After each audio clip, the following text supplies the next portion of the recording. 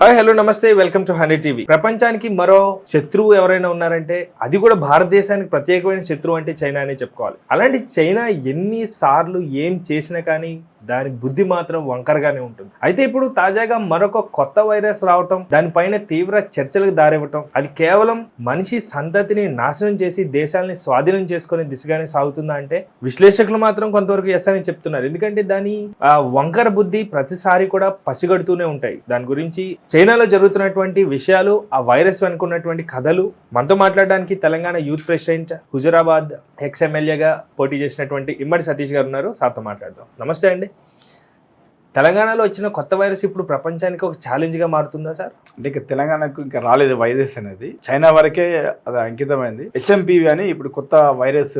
ఏం sir? HMPV అంటే corona కంటే అతి భయంకరమైన వ్యాధి అది. సరే, కరోనా వచ్చినా కూడా మనం తట్టుకున్నాం, కానీ ఈసారి కనుక ఆ హెచ్ఎంపీవీ అనే వ్యాధి మన దేశానికి వస్తే మట్టుకు చాలా అల్లకొల్లం అవుతుంది. కరోనా కంటే ఎక్కువ అల్లకొల్లం అవుతుంది. అంటే దాన్ని మన దేశ ప్రముఖులు కానీ చాలా మంది దాన్ని ముందే ఎలా అరికట్టాలో అనేది వాళ్ళు కూడా ఆలోచన చేస్తున్నారు. సో ఇది చైనాలో ఇప్పుడైతే చాలా వాపిస్తుంది. అంటే ఏదైనా మనకు చైనా నుండి స్టార్ట్ అవుతుంది. మరి వాళ్ళు డైరెక్ట్ ఫైట్ చేయలేకనా, లేకపోతే ఈ వైరస్ అనేది మన ఇండియా మీదకి వదలడానికా, మరి వాళ్ళ చేత కాకనా ఏందనేది కూడా ఇంకా అర్థం కాని విషయం. మనమైతే ఏది వచ్చినా తట్టుకునేంత దమ్ము సత్తా మన భారతదేశానికి ఉంది. కానీ భారతదేశంలో ఉన్న ఉష్ణోగ్రతల రీత్యా, ఇక్కడ ఉన్నటువంటి క్లైమాటిక్ కండిషన్స్, మనం వాడే ఫుడ్ ఏదైతే యాంటీబయాటిక్ బేస్డ్ ఉంటుందో ఈ వైరస్ అంత ఎఫెక్ట్ చూపించదు అని అంటున్నారు. అది ఎంతవరకు వాస్తవం? లేదు, 100% చూపిస్తూ ఉంటుంది. అనారోగ్యం ఉన్న వాళ్ళకి ఎఫెక్ట్ అవుతుంది అన్నట్టు. మనం తినే ఫుడ్ కానీ, మన వాతావరణం కానీ, మన భారతదేశంలో గొప్పతనం ఏంటంటే ఎవరైనా ఇక్కడ బతకవచ్చు, ఎవరైనా మన ఇండియాలో ఉండొచ్చు, హ్యాపీగా బతకవచ్చు. డబ్బు లేకపోయినా కూడా ఒట్టి వచ్చి చెట్ల కింద తిని ఉండి పడుకొని బతకొచ్చేంత పరిస్థితి మన భారతదేశానికి మన ఒక గొప్పతనం. ఇక్కడ ఎవరైనా బతకవచ్చు. కాకపోతే ఇలాంటి వైరస్లు ఎన్ని వచ్చినా కూడా తట్టుకుని ఉండే అంత సత్తా మనకుంది, మన ఇండియన్స్కి ఉంది, మన భారతీయులకు ఉంది. కొంచెము హెల్త్ ఇష్యూస్ ఉన్న వాళ్ళు కానీ, కొంచెం ఓల్డ్ మ్యాన్స్ కానీ, చిన్నపిల్లలు కానీ కొంచెం వాళ్ళకు ఆ ఇమ్యూనిటీ తక్కువ ఉంటుంది కాబట్టి అది కొంచెం ఇలాంటి భయంకర వ్యాధులు వస్తే వాటిని కంట్రోల్ చేసే సత్తా ఉంటుంది కాబట్టి అది కొంచెం చూడాలి ఎట్లా ఉంటుంది అనేది. ఇప్పుడు నెక్స్ట్ వచ్చిన తర్వాత ఎలా ఉంటుంది అనేది మనం ఊహగానాలే, ఇదని చెప్పలేం. కాకపోతే ఏదేమైనా కూడా అది రాకముందుకే మన భారతదేశంలో అందరూ జాగ్రత్త ఉండాలి, అపరిమితంగా ఉండాలని మరీ కోరుకుంటున్నాను. అది వచ్చే ముందు ఇక మీదనే కరోనాతో మన దెబ్బ పడ్డది. వ్యాపారాలు కానీ, బిజినెస్ కానీ, రాష్ట్రాలన్నీ, దేశం మొత్తం ఆగం అంటే చాలా ఇబ్బంది అయ్యే పరిస్థితి ఉంది. సో అలాంటి రాకుండా ముందే కట్టుదిట్టం చేసి ఎలాగైతే కంట్రోల్ చేయాలో అలా కంట్రోల్ చేస్తే బాగుంటుందని నా ఒపీనియన్. అయితే చైనా చేతకానితనానికి, డైరెక్ట్గా భారతదేశాన్ని కానీ ఇతర దేశాలని కానీ ఎదుర్కోలేక ఇలాంటి వికృత చేష్టలకు పాల్పడుతుందా అంటే ఈ వైరస్ ఒక నిదర్శనమా? అది మనం అంటే 50% ఛాన్స్ అనుకోవచ్చు, అనుకోపోవచ్చు. ఎందుకంటే సరే మీరు అన్నట్టు ఒకవేళ వాళ్ళకి నిజంగా డైరెక్ట్ మనతో ఫైట్ చేసే దమ్ము లేక మన భారతదేశం నాశనం చేయాలనే ఉద్దేశంతో ఇలాంటి వైరస్ కూడా పంపించే అవకాశాలు ఉండొచ్చు.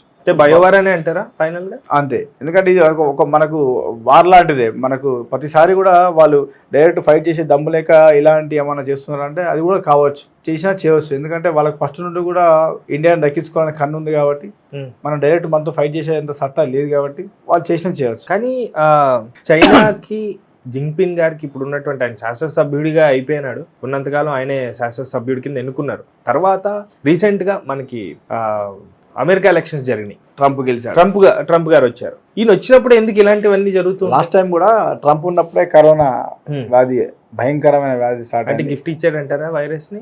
ఇవ్వచ్చు. మరి వాళ్ళిద్దరు అమెరికన్స్ చైనా వాళ్ళు ఒకటైపోయి భారతదేశాన్ని దక్కించుకోవాలి, చేజిక్కించుకోవాలన్న ఫీల్ తోని ఇంటర్నల్ గా గేమ్ గిట్లా ఆడొచ్చు. కానీ అమెరికా చేసే ప్రతి బ్రాండెడ్ థింగ్స్ కూడా ఇక్కడ డూప్లికేట్ చేసేస్తుంటే అమెరికా గురుగానే ఉంది కదా.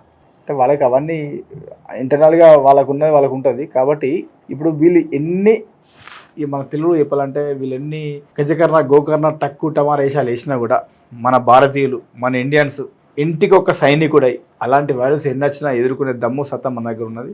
తప్పకుండా ఇలాంటి చైనా వాళ్ళని కానీ, ఇలాంటి మన మీద దాడికి వచ్చే పాకిస్తాన్ వాళ్ళు కానీ, చైనా వాళ్ళు కానీ, ఇలాంటి వాళ్ళను ఎలా తిప్పి కొట్టాలో అన్న సత్తా దమ్ము మనలో ఉంది. తప్పకుండా వాటి తిప్పి కొడతారు. ఇంటికి ఒక్క సైనికుడై, అంటే ఇప్పుడు మన భారతీయులు కూడా ఒట్టి వాళ్ళు కాదు, మన వాళ్ళు చాలా ఇంకా మేధావులు. వాళ్ళకంటే ట్రిబుల్ డబుల్ అన్నిటికన్నా ముందున్న వ్యక్తులు మనం. కాబట్టి వాళ్ళని ఎలా తిప్పి కొట్టాలో, తరిమి కొట్టి ఎలా మళ్ళా వాళ్ళ గూటికి చేర్చాలో అలా చేస్తాం. మన రాష్ట్రాల్లోకి వచ్చేసరికి తెలంగాణ రాష్ట్రంలో ఈ వైరస్ వస్తే ఎలాంటి ఎఫెక్ట్స్ ఉంటాయి, దీన్ని తప్పించుకోవడానికి మనం ఏం చేయాలి?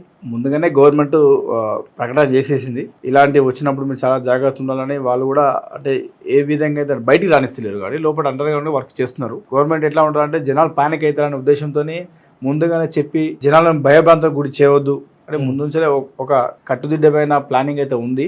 సో వచ్చినా కూడా మన రాష్ట్ర ప్రజలను ఎలా కాపాడాలనేది రాష్ట్ర ముఖ్యమంత్రి గారు, ఆరోగ్య శాఖ మంత్రి వాళ్ళంతా చర్చిస్తున్నారు.